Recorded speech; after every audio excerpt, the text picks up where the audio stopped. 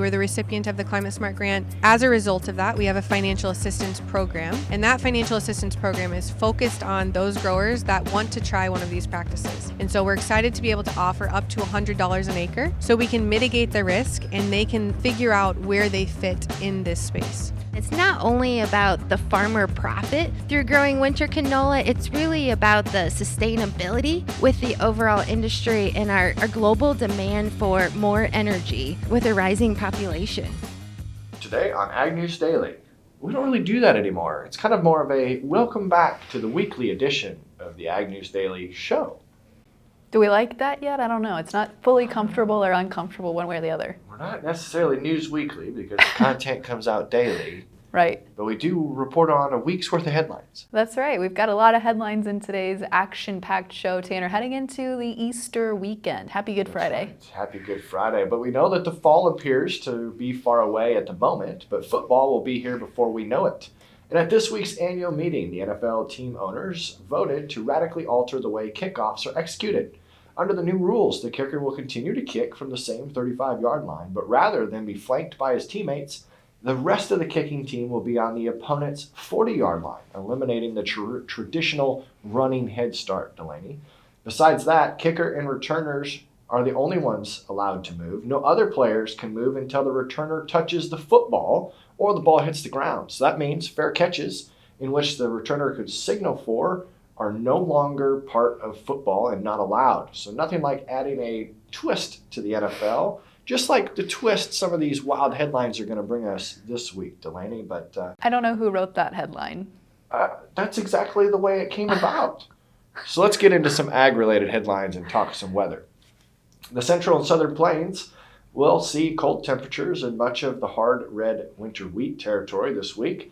That may cause some damage. Temperatures will rise with possible showers into the weekend before another system goes through early next week. Our friends in the Delta, soils there are in good shape across most of the region and had some big enough breaks between storms that could lead to some early planting where the soil's not too wet. However, cooler and wetter conditions may limit planting in some of those places though, with other systems moving through and another chance of rain early next week for them as well. In the northern plains, showers will move across the region throughout this Easter weekend. That may include some areas of heavy snow. Temperatures will warm out, though, to finish the week. Here in Iowa, we're going to peak today on Friday and remain mild through the weekend. Periodic chances for showers and thunderstorms will exist in the forecast, including the eastern half of Iowa here Friday afternoon and again on Sunday. So much of Iowa will get covered. We did see some weather-related news, though, come out of Fort Bend County, Texas. The recent hailstorm there left a trail of destruction at the Fighting Jays solar farm. This caused extensive damage to thousands of solar panels on the 350 megawatt Fighting Jays solar farm. According to industry experts, hail damage is increasingly becoming a significant issue for solar farms, with annual losses estimated at $2.5 billion due to equipment underperformance caused by malfunctions and severe weather conditions. The shift of these large solar panel farms has gone to thinner glass, coupled with the expansion of solar sites in hail-prone regions. This exacerbates the vulnerability of solar infrastructure ruined due to hailstorms. So it'll be interesting to see, Delaney, as the weather seasons progress, if we get more headlines like this. Well, we really could see an early jump to planting, and our first crop progress report will be released as of Monday, so we'll be able to report on that headline next week. But as you mentioned, there were a few major headlines this week that dominated the news, including an unexpected development for the livestock industry. Milk from dairy cows in both Texas and Kansas have tested positive for avian influenza. The H5N1 strain was confirmed by the Texas Health Commission in 3 different Texas dairies and 1 Kansas dairy. Although yet to be confirmed, dairy cows in New Mexico have also exhibited symptoms of illness. The Texas dairy industry, Tanner, I learned, contributes roughly $50 billion in economic activity across the state, and they currently rank 4th for milk production nationwide.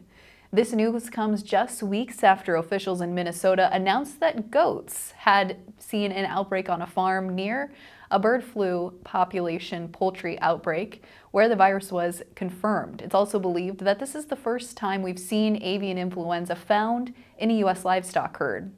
The USDA has worked to put consumers' mind at ease, though, sharing that the commercial milk supply is safe and risk to people is low. They stated, quote, "At this stage, there is no concern about the safety of the commercial milk supply or that this circumstance poses a risk to consumer health." So really trying to reassure the public. It always makes you think when they have to reassure the public what's actually happening. But we've got another top headline this week that dominated the news. A Baltimore container ship story that most of you have heard. As many outlets have been reporting, the container ship lost power and rammed into a major bridge in Baltimore early on Tuesday, destroying a span in a matter of seconds that plunged into the river in a terrifying collapse that could disrupt a vital shipping port business for months to come. Minutes before the ship, the length of 3 football fields, hit the Francis Scott Key Bridge spanning the Baltimore harbor, the man piloting the vessel sent out an urgent warning that the ship was out of control and about to hit the 1.6-mile-long bridge.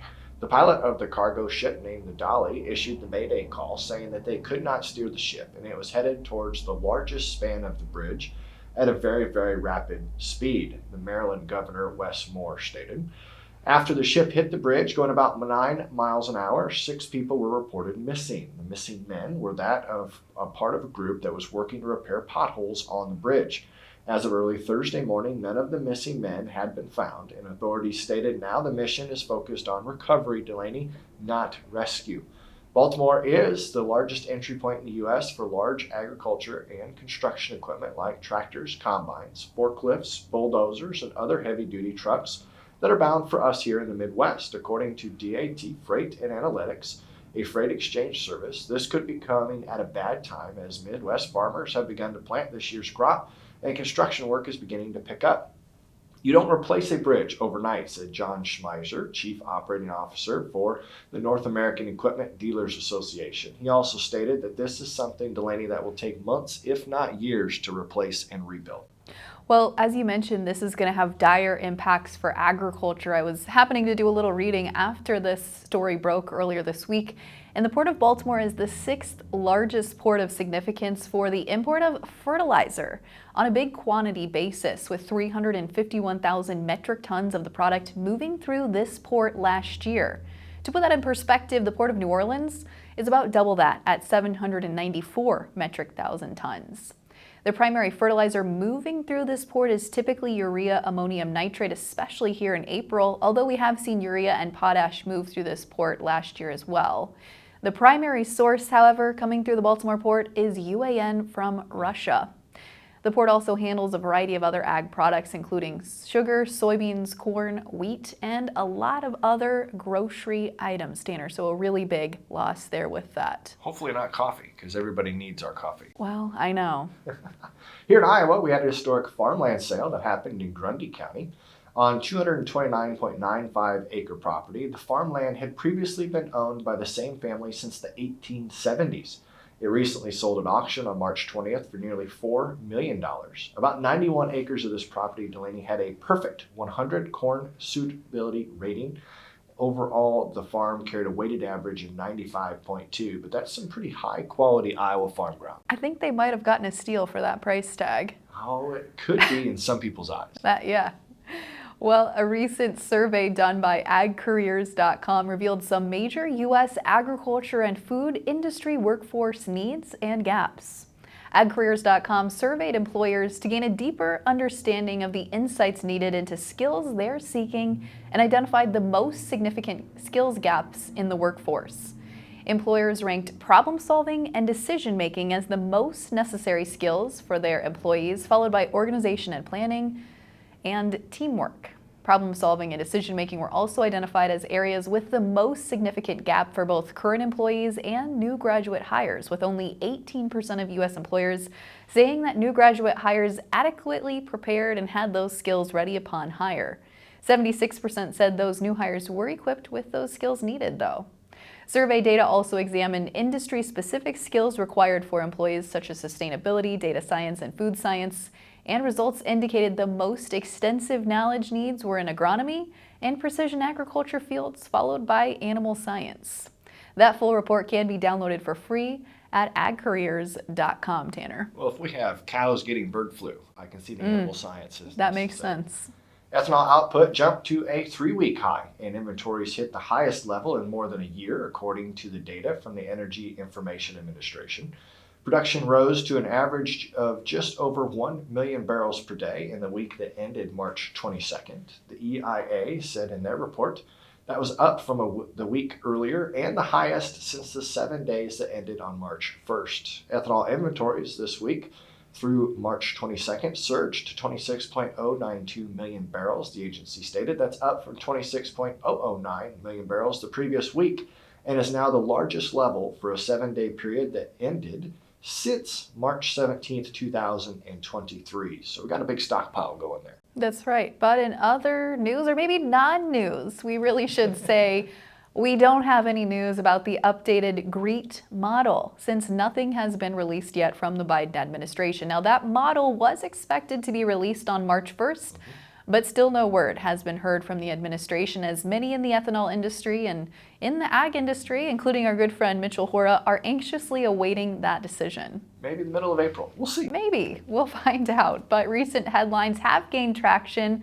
of an exciting new LSU researcher who has developed a new vaccine against bovine respiratory disease, or BRD. That's an illness that kills about 8 million calves each year, and they're saying could save the cattle industry more than $1 billion annually. Most cattle producers now use a commercially available modified live BRD vaccine containing several live viruses to protect their herds, but the disease still kills more than 1 out of every 5 calves. The lead researcher from LSU created the vaccine by genetically modifying bovine herpes virus type 1 to display protective proteins. The other focus here, Tanner, has been that after 10 years of R&D, there's now a pending patent for the vaccine, which, if acquired by a commercial company, could be a big deal, as they could manufacture that vaccine for commercial use for the industry. All right, Delaney, are you ready for this week's headline of the week? I'm so ready, Tanner. Well, let's see here if we can get a smile out of you on this one. A farmer has been caught illegally breeding massive sheep to sell to private hunting reserves. You didn't smile where I thought the pause would potentially allow you to take this out of context. Because you know if we stop that headline there, that's exactly what everybody else is going to do. That's true. But there is an 80-year-old farmer, Arthur Jack Schubarth, who owns 215 acres of a ranch in Vaughn, Montana, and he has pleaded guilty to criminal charges of wildlife trafficking. Prosecutors say that he illegally used tissue and testicles from wild sheep that were killed by hunters in Central Asia and the U.S. to breed hybrid sheep for the sale, which brought higher prices for those who had shooting reserves. Apparently, Jack's ranch specializes in the purchase, sale, and breeding of alternative livestock, or just maybe giant sheep. Maybe just giant sheep. They're a little scary looking. I saw a photo. Well, today's episode is action-packed with headlines and 2 interviews. We have some exciting news from our friends at Truterra to share with you in today's first interview, Delaney. So why don't we get into that first conversation now?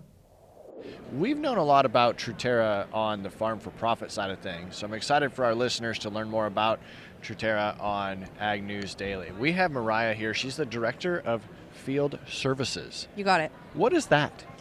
What is field services? My role is really about customer success. So I spend a lot of my days working through carbon data collection, grower support, customer support, and then we also have this thing that we got called the Climate Smart Commodities Grant for $90 million, and so I also run that. That's exciting. Now, for the listeners who don't know anything about Truterra, Yes. Who is Truterra? Truterra is a sustainability business of Land O'Lakes. So we are all about making economic, agronomic, and environmental benefits for our producers. That's great, because Delaney had to ask me. She Well, goes, yeah, we were That's talking okay. about this It's earlier. okay. And I was really curious to know, there's a lot of different companies popping up in the carbon and environmental space. So it's like, are you guys positioning to measure carbon sequestration, to help growers get paid? Are you being that middleman to help advocate for them with some of the big companies that are looking into this space? So maybe it's a combination of all those Yeah, things. absolutely. I mean, our main focus is we are for the farmer, right? And so what that means is we are trying to create programs and opportunities for our farmers to get paid for things that they're already doing, for things that they may want to do.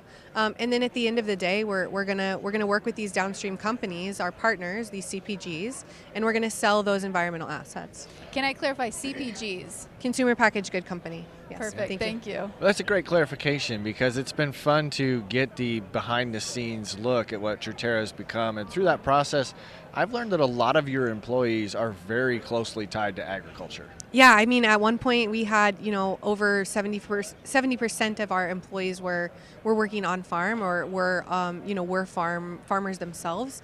And so I think that's one of the fundamental differences about Truterra is that when we say we're for the farmer, we're truly for the farmer because we want to make things that we would actually invest in, right? And that is so critical and so important because without the farmer, you're not able to create these environmental assets to sell to these other CPGs. So as we sit here today, we've got a couple of exciting opportunities for our listeners to be able to sign up or enroll in different programs. So why don't you tell us about the long-term adopter program? Yeah, so we're really excited to be among the first of in the industry to bring forward an opportunity for those producers or growers that have potentially been a long-term adopter. And what I mean by long-term adopter is that they've maybe been no-till, strip-till, doing cover crops for 10, 15, 20 years. And so now there's actually a program that they can get compensated for. There's a way for them to enroll into our programs, truterraag.com, and they can get in and they can start cashing in on that money. That's big, Delaney, because we've been talking about the rule of additionality for a long time. For sure. And this group has not been included for pretty much the entire time we've discussed it. They have not been included, and that was fundamental to the Truterra business. That was something that we wanted to figure out. How do we make that work? How do we include this group of growers? It's also something that we brought forward from our USDA grant that you're going to be seeing more of coming out this summer. We're excited to have yet again another opportunity for these growers, and so it truly is a focus for us. Now, as you look at the last few years, is it correct? I'm getting this correct. You're heading into your third or your fourth growing season of having producers getting paid for some of these programs. We will be going into our fourth growing season. That's what I thought. But Our it fourth. sounds like, the results you've seen, the ability for farmers to enroll and get paid out has doubled, tripled, quadrupled over the last few years. I would love to be able to say that number, but what I can say is that this year alone we've given out more money than we have given combined, and so every year we're growing, we're scaling. Enrollment to date for 24 is already surpassing same time at last year, and so we're really excited for the trajectory and the path that we're on, and that's exciting. We know that these practices, the shifts in the operations, especially those of our listeners, is not always a inexpensive process. The other opportunity that we have for our listeners to enroll is in a form of financial assistance, correct? Yep, absolutely. And so I mentioned that USDA grant. So we were the recipient of the Climate Smart grant. As a result of that, we have a financial assistance program. And that financial assistance program is focused on those growers that want to try one of these practices. And so we're excited to be able to offer up to $100 an acre. For them to be able to try that, so we can mitigate the risk and they can now, figure out where they fit in this space. $100 per acre. I've heard of other companies and programs that are doing that, but I think that might be the highest rate I have heard per acre for some of the other programs that are out there. Yeah, certainly. And we tried to make it appealing. We wanted to make sure that people were interested. And so we're paying really, we've broke it down into practices, so you get a certain dollar amount for no-till, a certain dollar amount for cover crops, but ultimately, if you're doing all of those things, it adds up to $100. So just recapping where we're at, we've got programs that are available for growers who have already been doing these practices, and for those growers interested but maybe not quite ready to switch all of their acres over, we also have programs through Truterra that will allow for some of that transition, the cost of looking and testing out some of those. Yeah, absolutely. And we were on the early riser session this morning. I think one of the things that Kelly and I talked about there, Kelly Garrett, was around trying new things on your operation, right? And how do you take 10% of your acres and try something new? And I think there's no better place than this program to be able to try that because that incentive is there. Yeah, and it's exciting to see what we can help incentivize or allow them to make those small changes. So what types of things would qualify for that financial assistance? Yeah, so the financial assistance is going to be implementing cover crops, going to a no-till, a strip-till, even doing a reduced tillage. Those are the things that are going to get you qualified. Very good. So as we talk about this with our listeners, is there anything else that you want to share before we get the direct contact for where they can start to go and sign up for themselves? Yeah, the biggest thing for me is educate yourself. Ask the questions. There's a lot of programs out there. There's a lot of opportunities.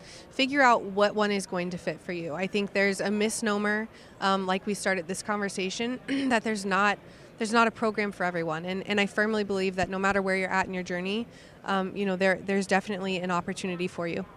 That's great. So now, Yes. where do they go to get signed up? Yeah, so the easiest thing to do is to go to truterraag.com/enroll, and that will bring you to a form, and you'll be ready to go. Hey, we appreciate you taking the time Thank you today, so much. and I'm glad that I got to educate Delaney and our listeners for all the little secrets that Farm for Profit's gotten to benefit of. So I appreciate you hanging out. Thank you so much, you guys. Well, stay tuned for that final acreage number for their 2023 acres enrolled. That should be released here fairly shortly. But next up, we turn our conversation over to a recent discussion we had at Commodity Classic with Courtney Fara of Corteva to talk about a newer program rolling out to growers, their winter canola project. Courtney, you have a lot of things within your wheelhouse as U.S. marketing lead. You mentioned earlier you're overseeing everything minus corn and soybeans, which is honestly a lot of product. That sounds like a lot of product. It is a lot of products. It's a lot to remember and keep track of. Well, we're excited to dig into specifically winter canola, which is a newer product that's hitting the pipeline here and really should have some growers excited about the market opportunity, I think, of what's ahead. But I have to admit, before we started today's interview, I didn't know that there was a difference between canola and winter canola, Tanner. I had no idea either, and I'm excited to learn about it. Absolutely. It's quite different. So we're excited to offer a new revenue opportunity to our farmers, and it's not only about the farmer profit through growing winter canola, it's really about the sustainability with the overall industry and our global demand for more energy with a rising population. So where does winter canola fit geographically into our producer listeners? Yes, so geographically, winter canola is different than spring canola. When we hear canola, normally it's northern, it's up in Canada Right. or the Dakotas. That's really where the U.S. spring canola lies. Winter canola is different. So winter canola is part of a double crop system. Ah. If you think about like winter wheat or any type of cover crop, that's where winter canola fits in. So when you think about moderate climates that still gets moisture but doesn't have that real hard freeze, Right. that's where winter canola is. And right now for a pioneer winter canola presence, that's in that Kentucky, Tennessee area. Where again, they've got the right growing conditions. They're used to that double cropping system already. That's Right. really our main play as we begin here in the early years. Right, so she's talking the Mid-South, Delaney. Mid-South, Mid-South that's right. is what you could say, but when you think about Kentucky, Western Tennessee, Southern Illinois, Southern Indiana, Northern Alabama, that pocket is where our winter canola presence is. Well, let's talk a little bit more about the double cropping system with winter canola because, as you mentioned, it's really focused on grower ROI is part of the reason that it's been introduced. And you've got a big partnership that was recently announced, which we'll get into here in a second. But talk to us a little bit more about what the focus for including winter canola in a double cropping system has been. Yep. So the rotation for winter canola is really the farmer would put their corn on. Normal season for corn, they would harvest their corn, and then that September time period is when the winter canola would then be planted. So it's really the growing season is September through June. June is when harvest would happen for the winter canola crop rotation. So a typical rotation for a farmer would be corn, followed by winter canola, and then winter canola would then be followed by either soybeans or cotton, really depending on the geography in that Mid-South area and what that next rotation would be. So like Delaney teased, though, you've got a partnership that is already helping create a market for this new winter canola product. Can you tell a little bit about those partners? Absolutely. So our collaboration or partnership is with Bunge Chevron. And Bunge Chevron formed a joint venture not long ago, within the last year and a half or so, and they're known as BCAR. So if anyone in the public hears BCAR, that's Okay. Bunge Chevron joint venture. So it's Corteva and BCAR, and it is only Pioneer products. So Pioneer's portion of that, or our responsibility, is to produce and provide the seed and then be that agronomic provider. So we're really with that farmer from planting to harvest all through the growing season. Then from there, the farmer will harvest the seed, and Bunge will then take it over from a grain processing perspective. And then from there, Chevron will take it from ultimately the oil end user. Oh, wow. Yep, So and it they will is. market the oil. From start to finish, the grower is supported. It is a closed loop system, start to finish, for that grower. Absolutely. That's great. And as you look at Chevron specifically, sustainable aviation fuel, SAF, has been a big focus point, especially for the corn industry. But it's interesting to note that the focus for winter canola is also very similarly focused on SAF. Talk to us a little bit about what that system looks like, because as we look at corn right now, we've talked a lot on the podcast. A lot of corn doesn't have a low enough carbon intensity score to be used as a sustainable aviation fuel, but winter canola is positioned a little differently. Right, yes. So no matter if it's corn, soybeans, or winter canola, any type of oil right now, the whole point of that is to get the lower carbon score, right? With the amount of energy that is needed in this world, the lower carbon intensity that we can get, obviously better for the overall environment and sustainability. With winter canola, what makes winter canola so unique from corn or soybeans is the plant-based oil in winter canola has a very high oil content. Oh.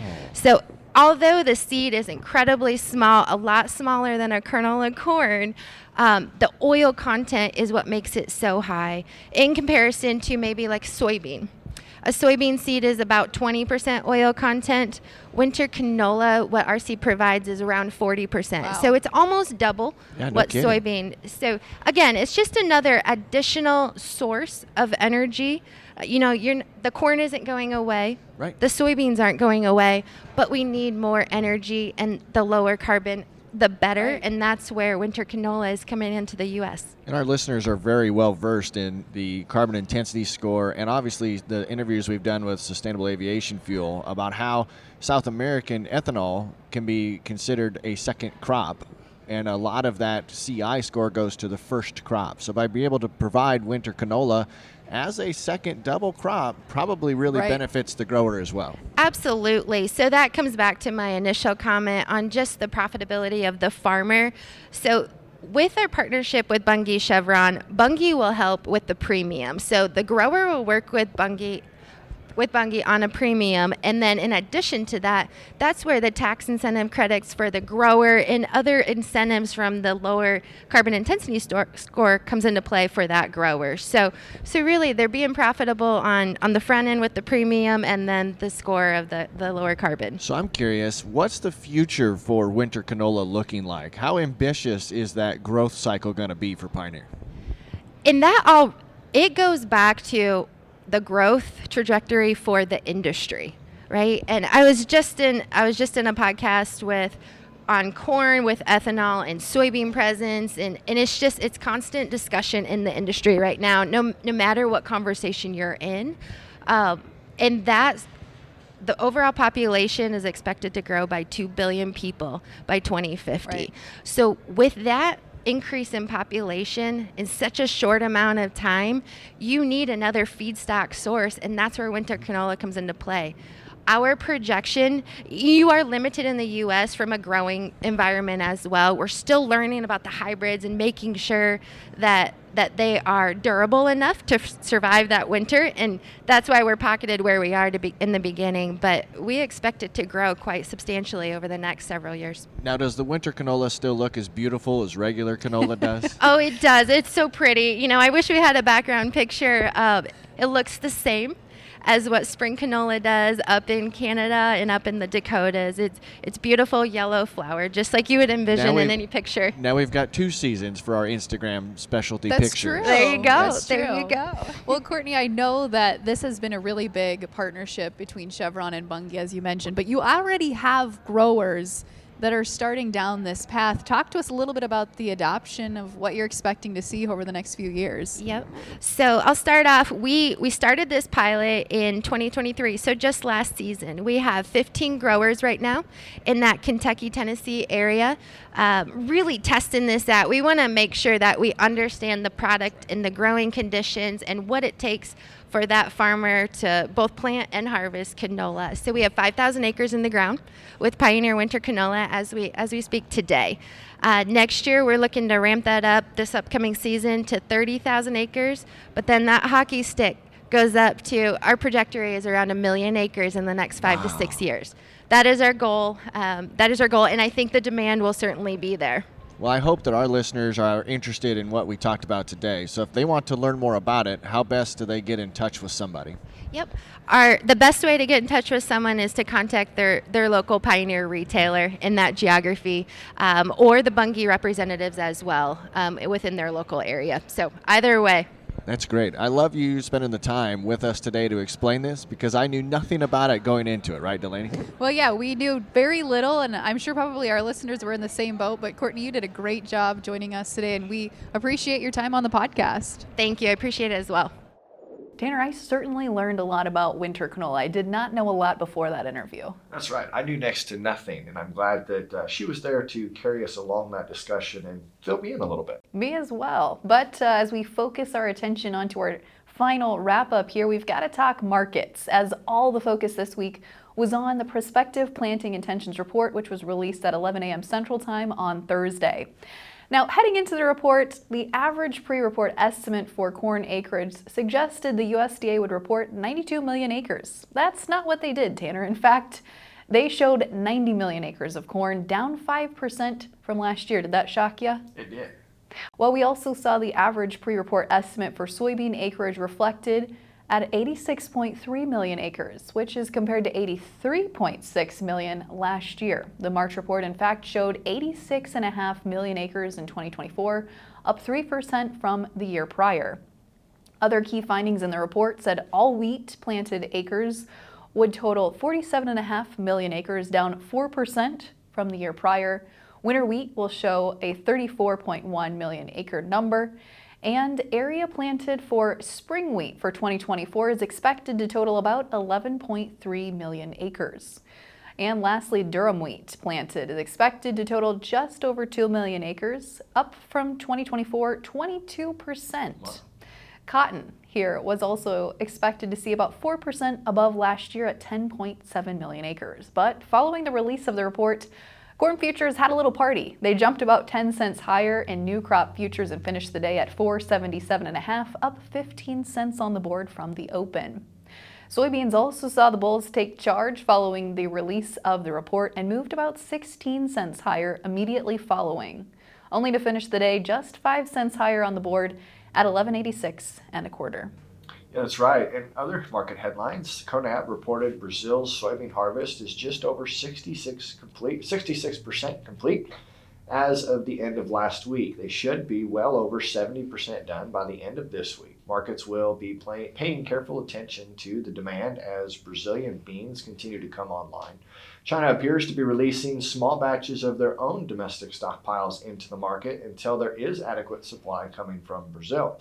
We also had the quarterly hogs and pigs report released on Thursday, which highlighted a slight uptick in the U.S. hog inventories.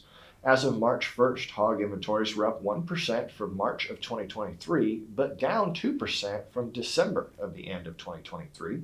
Other key findings included in the report showed that there were 74.6 million hogs. Of those, 68.6 million were market hogs. So that's a look at this week's market summary. Delaney, and when I walked into the studio, I asked if you believed the number, and what was your response? Well, I don't really think it matters if we believe the number or not. It matters what the markets believe, but this certainly might be an opportunity here for growers to make some forward or cash sales as we've seen these little bumps here in the market. That's right. Stay in tuned to your break-even, your cost of production, and what your marketing goals are. And stay in tune to the Ag News Daily Show or podcast if you're still listening to it as a podcast. We appreciate your patronage on all of our platforms. If you haven't discovered us on social media or some of these video clips, go find us. Instagram, TikTok, we got the video out on YouTube. We appreciate any and all feedback.